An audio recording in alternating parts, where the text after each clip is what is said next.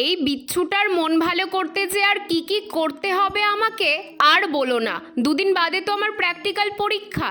সকালে উঠেই লিখতে বসেছি, এমন সময় কাকিমণি এসে বলছে, রিয়া একটু ছাদে যাও তো, ঋষি মন খারাপ করে বসে আছে। আমি জিজ্ঞাসা করলাম কি হয়েছে, উত্তর দিল না, শুধু বলল মুমুকে ডাকো।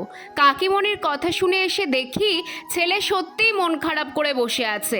কিরে ভাই কি হয়েছে, এতবার জিজ্ঞেস করছি কিছুতেই বলে না।